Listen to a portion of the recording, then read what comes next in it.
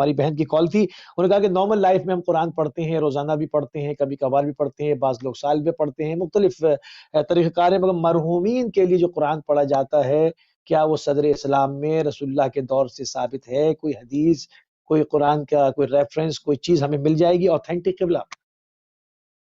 जी, इसमें इरशाद अक़दस इलाही है कि वल्लज़ीना जाऊ मिन बअदिहिम यक़ूलूना रब्बना इग़फ़िर लना व लिइख़वानिना अल्लज़ीना सुभान अल्लाह। सबक़ूना बिल ईमान। सूरह हश्र की आयत नंबर 10 है, जिसमें इरशाद ये फरमाया गया कि रसूल जब जो बाद में आते हैं आपके पास महाजिरीन और अंसार में से, वो ये कहते हैं कि ए परवरदिगार, हमें और हमारे बरादरान ईमानी के जो गुज़र चुके हैं उन्हें माफ़ फरमा दे और उन्हें बख्श दे।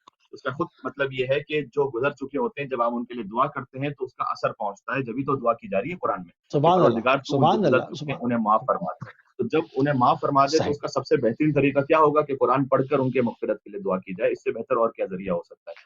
और बजाए कि इसके हम अपने बहुत कलाम से दुआ करें, खुद कुरान ही में है कि वो आते थे और आकर कहते थे कि माफ़ फरमा दे। और इस तरह की जो है ना रिवायात भी, मिसाल के तौर पर इस तरह से रिवायत है कि जो भी कब्रिस्तान जाए और ज़ियारत करे और मिसाल के तौर पर 11 मरतबा कुल हुवल्लाहु अहद की तिलावत करे और मुर्दों को हदिया करे, तो फिर जितने भी मुर्दगान वहाँ पर हैं, उनकी तादाद के मुताबिक जो है उसे अजर मिलता है। और सूरह यासीन के लिए है कि वो मुर्दों के लिए पढ़ो, कि अबू दाऊद से रिवायत है और भी बहुत सारी रिवायात हैं इस सिलसिले में। तो रिवायात भी है सूरह यासीन पढ़ने की, सूरह मुल्क पढ़ने की, और कुरान करीम में भी बिल्कुल। है कि वो दुआ करते थे उन लोगों के लिए कि जो गुज़र चुके। सूरह हश्र की आयत नंबर 10, ये याद रखिएगा, इंशाअल्लाह उसको देखिएगा अपने घर में तर्जुमे के साथ। तो एक तो ये बात। दूसरा ये कि ये उमूमी नेक कामों में, कार-ए खैर में आता है।